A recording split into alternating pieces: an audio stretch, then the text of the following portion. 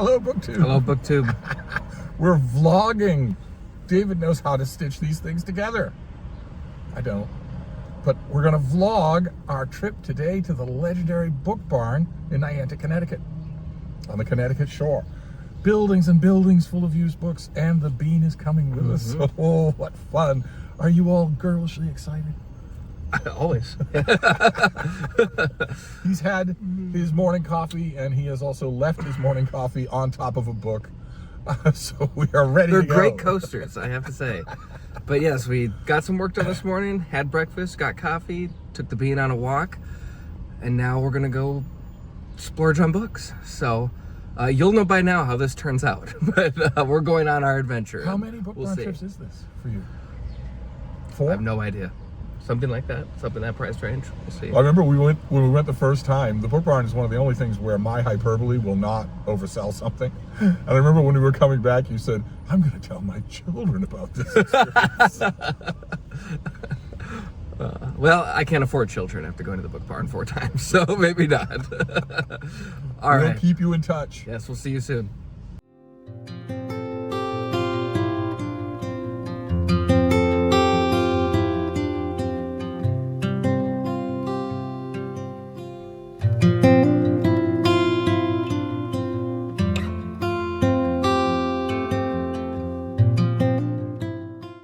Hello, BookTube. Hello, BookTube. We've made it. We're in Niantic, Connecticut, and we are at, as you can see, this is not the main Book Barn. The main Book Barn is incredible. We'll be seeing it.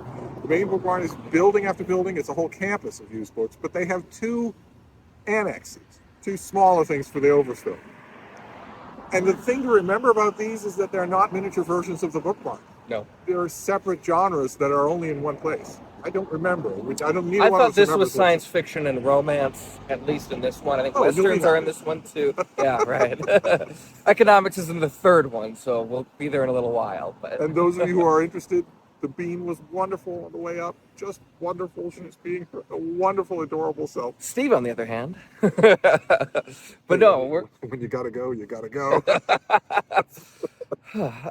anyhow, we're gonna go in and do a little book shopping here, and we'll be back in a minute as we move to the other annexes. All right, see you soon.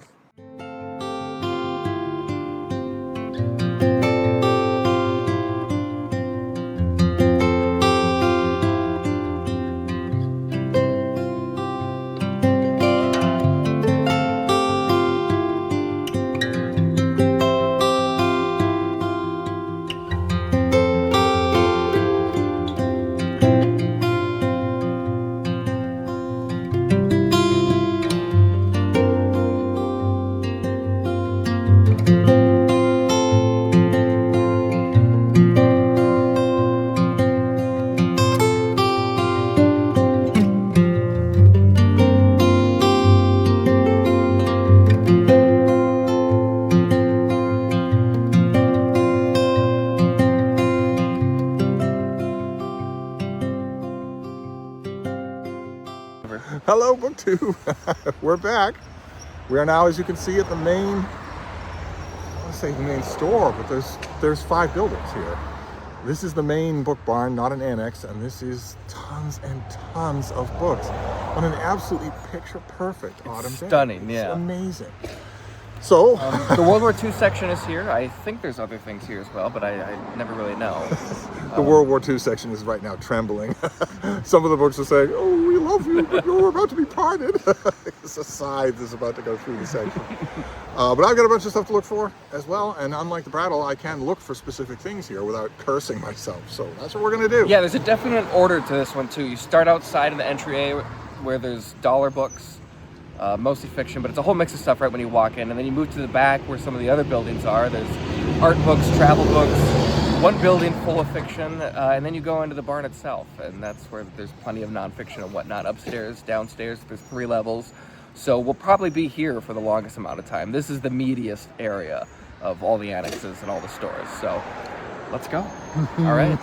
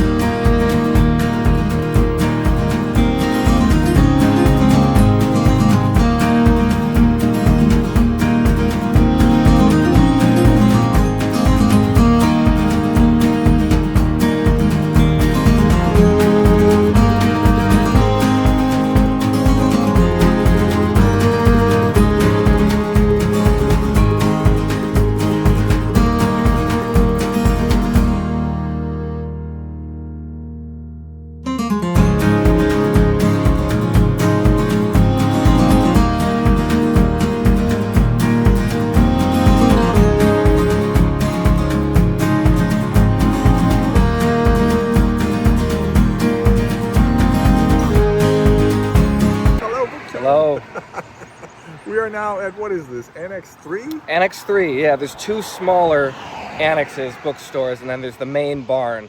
And they're all, two of them are on the same road, one of them is a block off. So you hit the one on the side, which is the first video we made, and then just in sequence you go to the next two, and we're at the last one. Literally a day of book shopping. With the drive time in between.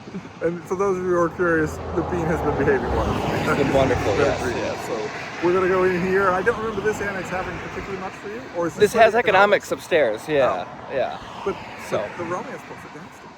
And we will see you later. Thank you, BookTube.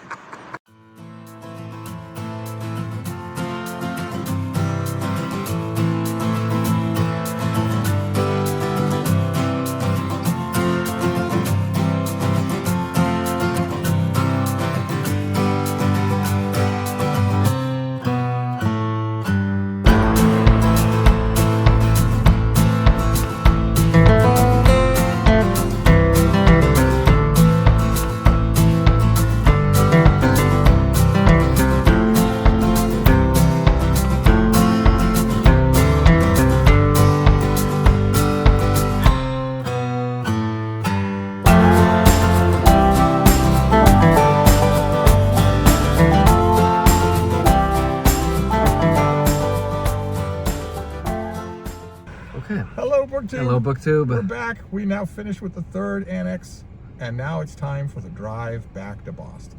With a car full of books and a Bean who behaved herself well.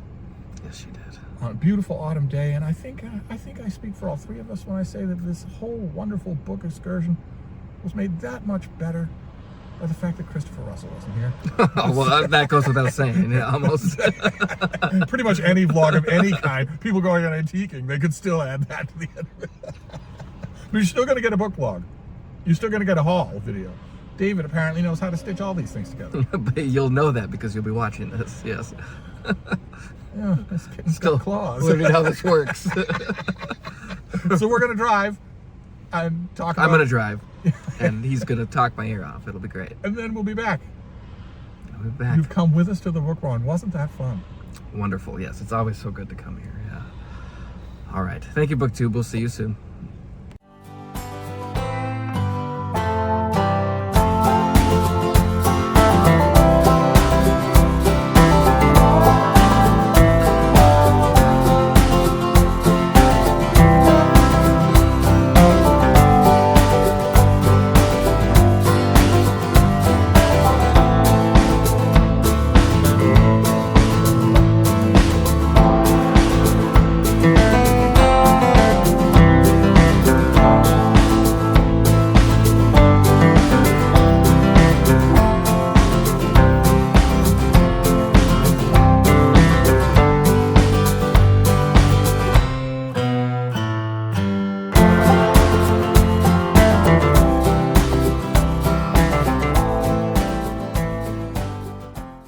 Hello, BookTube. Hello, BookTube. Sorry for the odd angles and the slightly different filming aspect. We are filming the very first video that David has ever filmed on his own machine.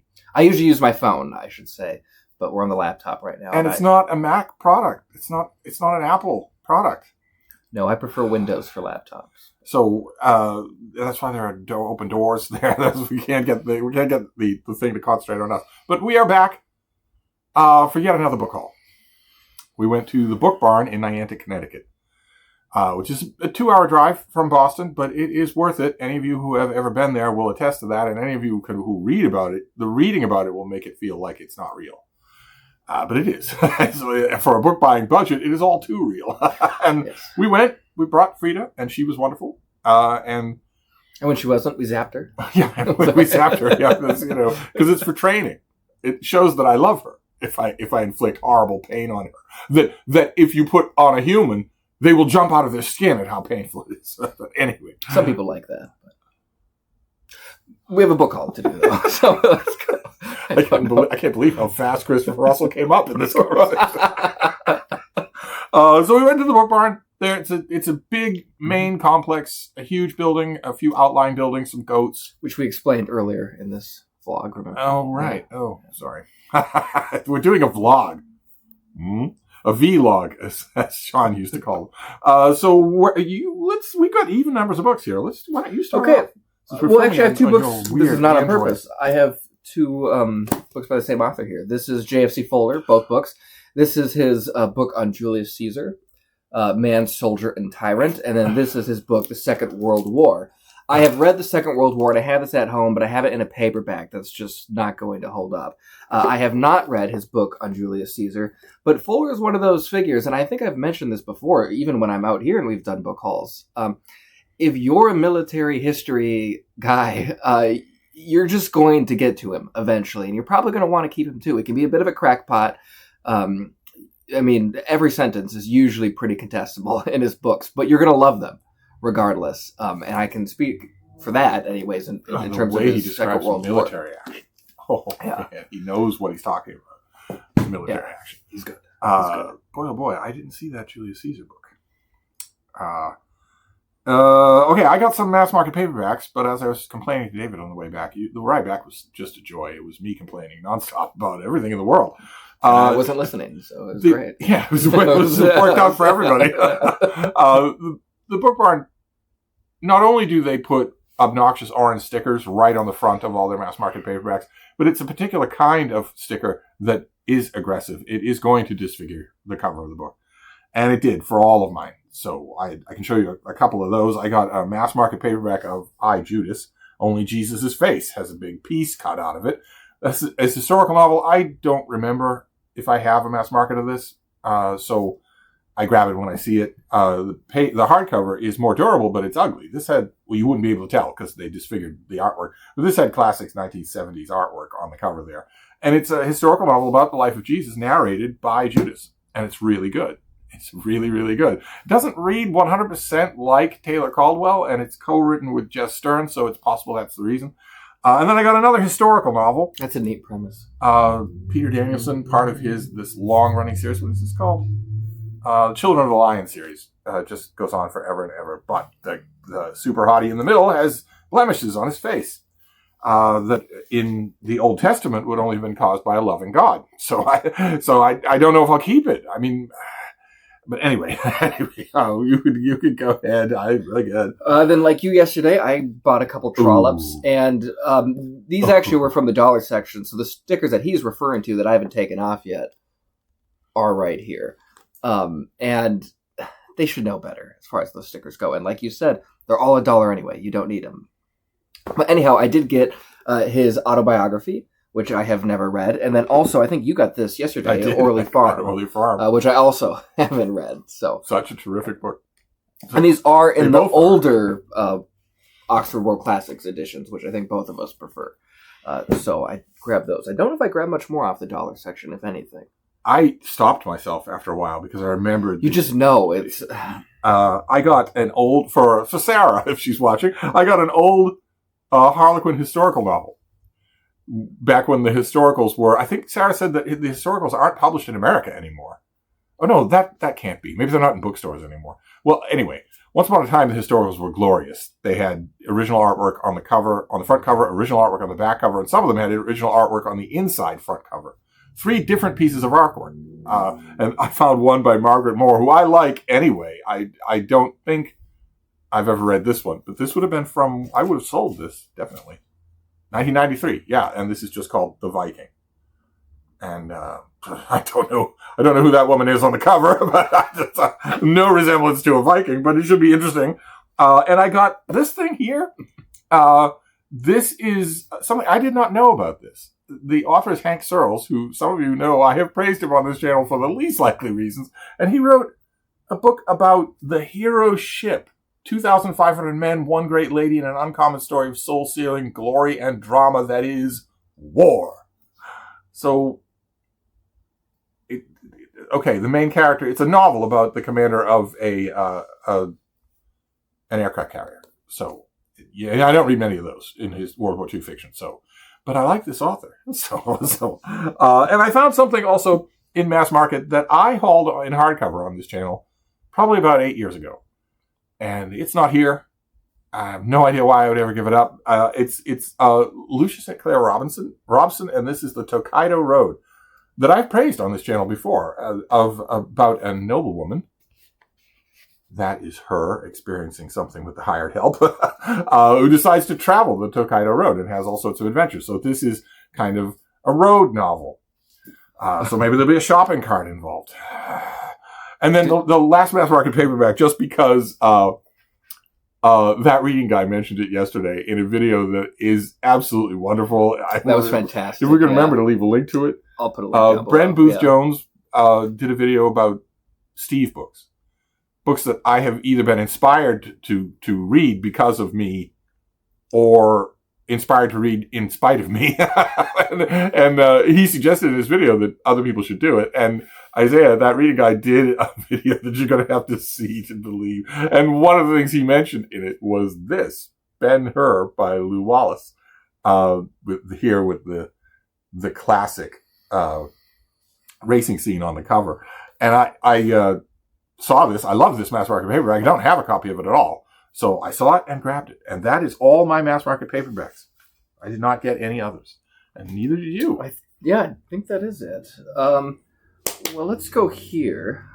As you guys know, in 24 and 25, I became a Civil War guy. And I think in 25, 26, I might be a Rome guy. So I did get a little bit off those shelves. This is Roman Britain by Peter Salway. That's so good. Okay, good. The blurb on the cover says it's a stupendous achievement, and I just trusted it. So it is. It was not part of a History of Rome series. It was part of a History of England series, and they kicked it off with this, and then went to Anglo-Saxon. Oh, really? Okay. And this is so good. It's probably the best.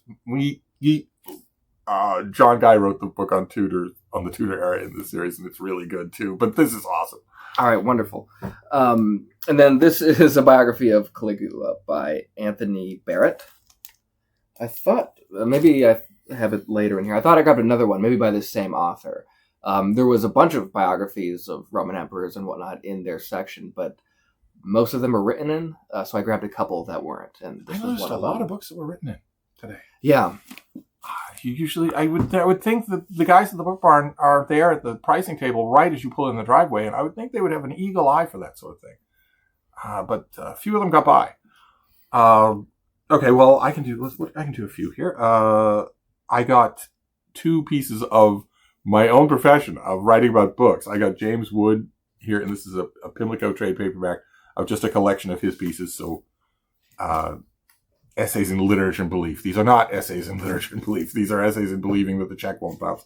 But what do we have here? T.S. Eliot, D.H. Lawrence, Thomas Mann, Virginia Woolf, Chekhov, Gogol. So simple stuff, but I love this guy. So I also love UK trade paperbacks. And I also found this, Aroused by Books, that I will be sending along. I will be sending along to a neophyte book reviewer, someone who's hoping to make it in the business. I found it on special request, so I grabbed it. All right. And then here, this is World War II. I did not load up on World War II like you would expect, or like I did at the Brattle. I don't know if it was guilt or my World War II library at home is pretty healthy anyway, so I didn't see a lot I didn't have. There was nothing that wasn't in that section. Nothing. And stuff you never see. Never see either. But anyhow, this is something I never see and I've never read. This is Mr. Roosevelt's Navy, the Private War of the U.S. Atlantic Fleet, 1939 to 1942, and the author is Patrick Abazia. And this is just a reference to the U.S. Atlantic Fleet before we were at war with Germany. But of course, Britain was, and we were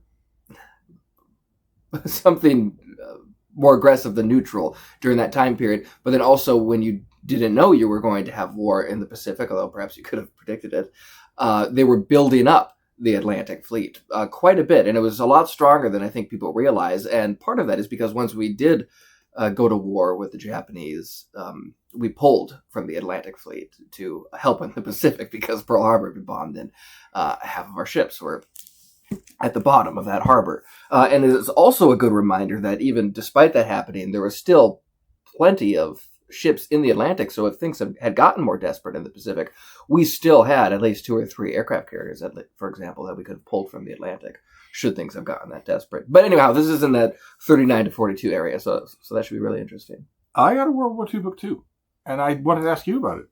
Because I don't know it. John Ellis, The Sharp End of War. John Ellis individual. is so good. Is he? Yeah. Oh, everything. If you see him, you should grab him. So this is the fighting man, like the ground up, as opposed to major battles. Yeah, and I think he does it like looking at the Navy and then looking at other areas thematically like that, if I remember correctly. He has a big book on strategy as well. That's fairly popular. And then he wrote a really good book on Monte Cassino and I think Rome, too. Those are the ones I remember off the top of my head. I confess, the thing that tipped me over the edge is that they had the courtesy to put David on the back cover. That was me after last night. Right, this is not him at the war. Yeah, the war was Donald. No. This is after an evening with Steve Donahue at Hyde Cottage. Through Hyde Cottage, Yeah. that's what you look like. The classic 1,000-mile stare. Let me go. Actually, I did get one, and this is you. Yeah, I got The Price of the Phoenix, which is a Star Trek novel. I asked Steve for a Star Trek recommendation a couple months ago, and this is what he recommended. I never read it. And then he's been suggesting Star Trek videos to me all week. And so I will Star read Trek's this not landing for with you. Maybe I'll read it on the plane or something. Keep in mind, you said Star Trek, and I said, well, there are Star Trek novels that are actually good, and then there's the one that's like a Rorschach test for me, and they're not the same. Oh, God. No, we'll see. Oh, my reckoning is coming. We will not sell that which makes love possible. Ah, but that, my dear, is the price of the Phoenix. Okay. I found I was using my usual yardstick for non-Brattle Bookshop used bookstores. Would I pay what I'm seeing for it? Would I grab it under exactly those circumstances? And I have a copy of this book in, I think, trade paperback. I don't know. But this is Charles Glass, who preceded yours truly at the Christian Science Monitor by only a few years. And this is his great book, Tribes with Flags, although he still writes a lot. In fact, our careers have dogged each other's footsteps forever. Just forever. He was in Boston journalism. He was, I think, the Mideast freelancer guy at a time when I was in Boston journalism, and then he was at the Monitor, and then I was at the Monitor, and then he and I were on weirdly parallel tracks at the National in Abu Dhabi, writing at the same time, but never collaborating. And this is his book on the state of the Middle East in his day, and it's an unmarked hardcover with a plastic covering on it. I like it. I would reread it. So, and it was $1. It was there's a huge section at the front of the book barn, the main book barn, that's $1 each. So I grabbed it.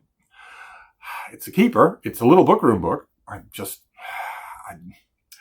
feel a little odd because I didn't do any of this at the Brattle, which does feel natural to me now.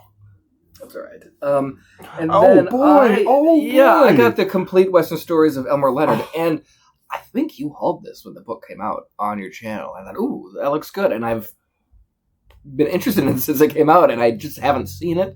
I haven't pulled the trigger on it. There was like 3 copies in the back of that first annex that we went to.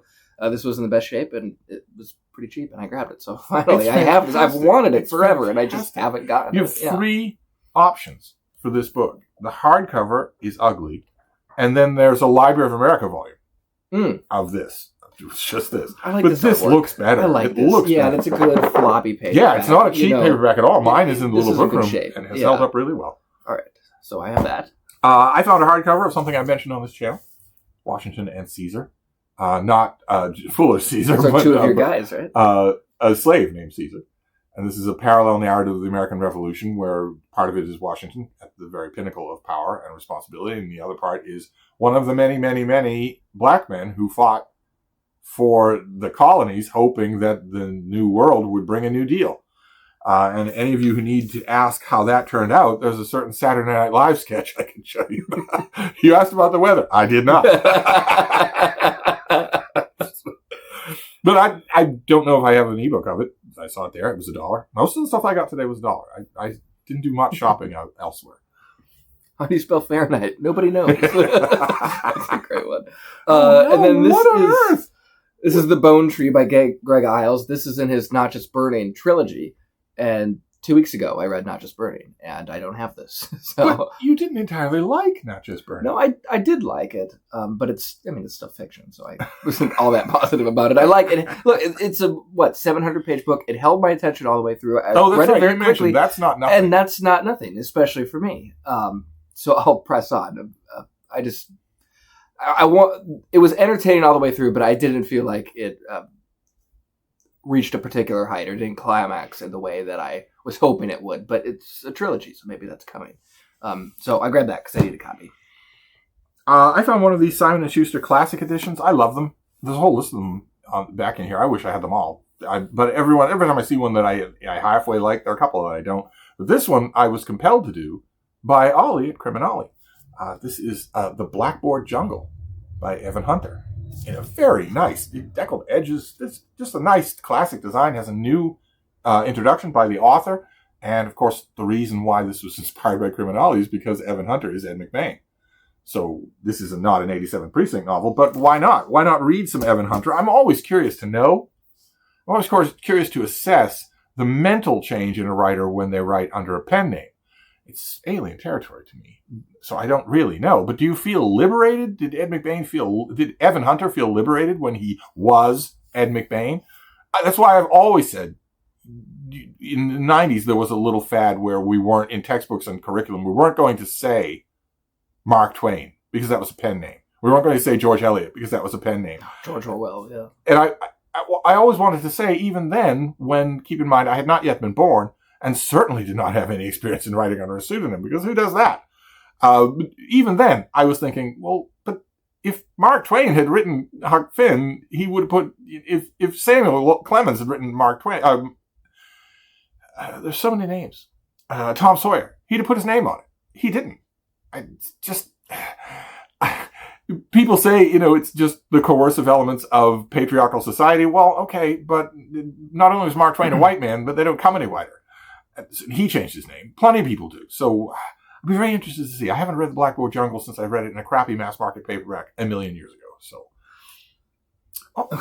And then here, more science fiction. Yeah, I know. I got this based on you and others. I was talking about it. I've always considered it, but I don't see it at my used bookstore. And this is The Dragon Riders of Pern by Anne McCaffrey. And so this is the first 3 novels, right? Yeah, in the old science fiction book club edition. Yeah, so it's Dragonflight, Dragon Quest, and White Dragon, and the White Dragon, all together. So I'll throw up my hard dust jacket on this, and I'll give it a go. We'll see.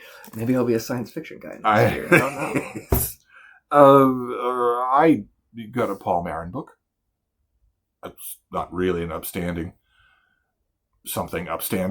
book haul without a Paul Marin book. It's called Nightfall. The nominal author is Ellen Connor. I may go beyond the cover, and you never know. I think it's a post-apocalyptic thing. I vaguely remember it. Who was this? Berkeley Sensation. Oh my God, they don't do that anymore. Well, it was $1, so I'll give it a try. Is that a box set? Yeah, oh my God. So some of you know, last time I was out here, I shipped a box home, and it was a lost box because the USPS knows I'm a libertarian, so they just threw my stuff in the gutter. And in there was Gibbon, and I found that again. Only this time I found it in the Everyman's Library, the first 3 volumes, anyway. And very nice. I walked by it, considered it, and then ended up going back for it because it's just a lot to buy. And although the Book Barn is fairly inexpensive, it's not brattle cheap. But this was $20, I think. And Everyman's Library box set for $20 is pretty gosh darn good. So I'm assuming you knew. I'm never going to see that cheap again. The other one wasn't there. No, it was just the one. Otherwise, I would. Oh, would you? You would have got it, right? Yeah, I would have. Yeah, but it wasn't. So I did nab this up. You're going to be an ancient Rome guy. Yeah, I know. Yeah, 2026 is going to be awesome. It's not going to happen. Not at all. You and I both know exactly what he's going to be thinking at every point of Roman Britain. Oh, I know that port. But no, it had a different name. They should have softened it up with aircraft. Why didn't they bomb? I found a hardcover of Battlestar Galactica. Believe it or not, no one's going to believe it, but believe it or not, this first novel is good. It is quite good. It is heavily detailed. There are lots and lots of details that didn't make it into the original show. And as much as I love the remake of Battlestar Galactica, it is fantastic. The original show wasn't all that bad either. There's only one thing, one tiny little detail in the original show, the original 2-hour movie, that is not in this book. I don't think. It's been about 10 years since I read this, so I will give it a try.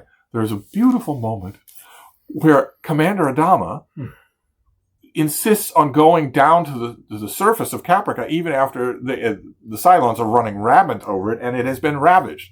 He insists on going himself rather than sending a recon party. In fact, his son ferries him down there in a fighter jet so that Adama can go to the ruins of their house. And he's just standing there looking down at the ruins, and his son says, maybe she wasn't here. And Lorne Greene there's a great moment where he doesn't look up, he doesn't change his tone of voice. He says, no, she was here. And that's what sold me on the show. And I don't think that moment's in here. I'll read it with special attention, but the book is really good. It gives you a sense of how enormous a Battlestar is, which is kind of lost in the video representation of it. But anyway, you don't want to hear more about it. Or do you? Might not have a choice later. We'll see. And then I have 2 finds of the visit. So this is the Dreiser Mencken letters, volumes 1 and 2, which I only know from, mentions in other books, footnotes, and biographies of Mencken. Look at that. And they have jackets on them. They're in perfect shape, like the day they came off the printing press. And you just know these are going to be so literary. There's going to be so much chat about what's in the newspaper. They were both the journalists. I think Dreiser made his money as a novelist. Right? He did, but he started out as a journalist. Yeah. And I can't stand Mencken, but he's thoroughly. Whereas I like Mencken a lot. But you're right. So. It's all going to be books. Yeah. Oh, that's a find. Very happy to have these. But I noticed that you're covered either way. With if another box of books goes missing, it's either that they hate you for being a libertarian or that they're somehow all Jewish. you can win either way. It's certainly not going to be that we undertaped the box. No, we didn't. Nothing was addressed wrong. It's that. No. I wouldn't mail that if I were you. No, one thing I did on this trip is I checked. I don't usually check a bag when I fly, but I did this time so I can throw some of my more precious finds into there. Well, my next book is not a precious find. These were $1 books. I don't think I have a find of the day. Well, actually, I do. My find of the day was a gift for someone else that he specifically asked for. So, but I found a $1 hardcover copy of the Final Encyclopedia by Gordon Dixon. Oh, I looked at that. There is Hal Mayne staring at this dark tower, and why when it makes no sense at all that he can't float, he can't fly, he can't live in outer space, and where would the tower be? Because by this point, Gordon Dixon's head had been turned by a scholar who attached herself onto him and convinced him to make his science fiction epic into theoretically dismantleable treatise on the nature of mankind. And that series was called the Childe Harold series. The Childe Harold to the Dark Tower came from a poem that Joe Spivey knows. Is this a science fiction book club? No, but it doesn't have any blurbs on the back. It just continues the artwork. And this is later on. This is part of the Dorsai series of books.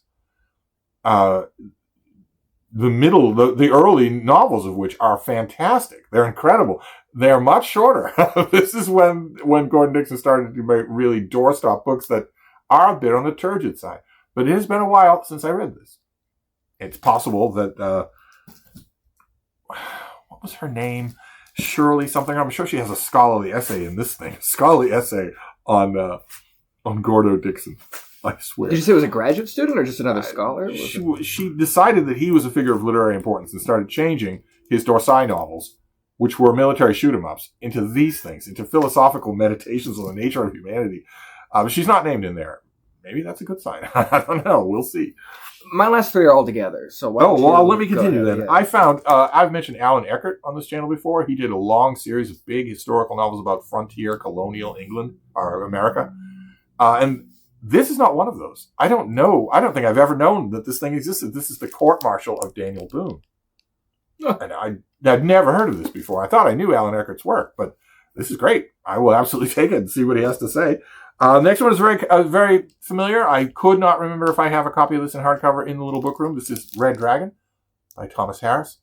Has featured a little in our evenings. One particular scene, not from Red Dragon, because Red Dragon with Anthony Hopkins is terrible, but from Manhunter was the name of it. The Michael Mann movie from the early 80s. Manhunter, which is the story of Red. They didn't call it Red Dragon, but it's the story of Red Dragon, and it is mighty damn eloquent. There are a couple of scenes in that I really, really love. So I don't know if I have this in hardcover. I do. It was only $1. So let's finish with your find of the day. So I'll just keep going. I did a video the other day on this channel, a large number of books about World War One. And on our weekly shirtless Skype call, Mark at Book Time with Elvis yelled at me because I did not have Lynn McDonald. So I got Lynn McDonald's 1915. This is a great book. I'm long due for a reread. This was, I think it was Lynn McDonald that he was screaming about. I don't know. This was 1993. That's probably when I read it. So it's due for a reread. And then along World War One lines, I found also this thing. Collaboration by two naval historians about one particular naval encounter. Nice, wonderful thing that is what? Yeah, Cassel. So I would never have seen this when it originally came out. There was a later book on World War One at sea, 2003. There was a later book than this. There was a book in the 2010s that was about some aspect of World War One at sea that referenced this like every chapter. So now I have a copy. And finally, this little thing, which I do not know. E.G. Janes. Who are you? Native of Westfield, Massachusetts. And a journalist. A freelancer. I don't know this book. And that makes it an extra gem because I could swear, at times I think I've read every book like this. This is I Remember Cape Cod, where he just writes about the Cape Cod that he remembers in the 1950s, judging by the bow tie. 1974. So the book was written in 1974. I guarantee you he's thinking about the Cape of the 1950s. And that's great. I love these. I have a whole shelf of Cape Cod books. Always doing what Cape Cod books always do, which is to say, boy, the Cape just isn't what it used to be. And that is not a product of the vacation industry because we have records that say that people in 1608 said, it's just isn't what it used to be. It's a normal thing for Cape people to do. They write lovely books about how the whole place has gone to hell in a handbasket. And there you go. That's my, there's some good things in here. You go to the Book Barn for the experience as much as anything else. It's not like the Brattle Sale lot. You're not going for every book wowing you. I don't think. No. But I can't wait to see what this is. Well, maybe not. These are all Liberty Fund volumes, and it's Lord Acton. So it's 3 volumes of Lord Acton. It's essays in religion, politics, and morality. And then it's essays in the history of liberty, which will interest me the most. And then also essays in the study and writing of history. So it contains also reviews and things like that of other books. And I am a big fan of Lord Acton. I still haven't found a really good biography of him. I've read a couple that are good on the details, but not exciting reading. But I'll be very happy just going right to Lord Acton. You've got the gall to imply to them that I'm the tedious one. Look what you're holding. And I'm thrilled. That is a pretty thrilling find. Again, I mean, you can't carry all of this stuff, but I'm terrified of you mailing those. No, you'll never see them. Yeah. And those of you, I know your eyes are crossing. You all love David. But you do know Lord Acton. You don't know his name. No, but you know his line, his famous line. One famous line that power corrupts. And absolute power corrupts absolutely. A famous line that is hauled out in every political speech in the world, despite the fact that it is not true. Greed corrupts. Power does not necessarily corrupt. You could name, there have been people who had power. They usually didn't want it to start with. They weren't angling for it, but when they had it, it didn't corrupt them. But anyway, he's a fascinating figure. The only biography I've read of him was a Pimlico trade paperback. Oh, really? Just called There's another volume. I can't remember who wrote it. It's got this boring brown cover and just his face on the top. And if you're having trouble sleeping one night, that's the one to get. But it's also the one that's has the best details. I mean, it's in a way the best biography you can get. But I would just go to Lord Acton. I would just read him if you want to. And that's another thing. Everybody quotes that line, which isn't totally true, but it's not completely wrong either. Just go read him. That'll do for now. He's a really good prose stylist, isn't he? Yeah, he is. He's super readable. Who used to do a little selected Acton. Was it Penguin? No. Oh, I have no It couldn't idea. have been Penguin. Or if it was Penguin, it wasn't Penguin in the United States. I've only read them out of libraries. I have no Acton at home, so this is good. Well, there you go. We're almost out of light here. That was our Book Barn book haul. We will not be back to the Book Barn in this trip. Mm-mm. So there you go. Another book haul to make up for yesterday's absence. And also A good way to say goodbye to the Book Barn for 2025. We were there spring. And then we were there today on an absolutely gorgeous day. And there was actually a question hovering around, which was how Frida would react to a long ride, and she did just fine. She was perfect. So yeah, we did a test run to the pond, and it worked nicely. So this did too. all right, there you go. All right, thank you, BookTube. We'll be back tomorrow. Tomorrow, certainly. All right. May I see these?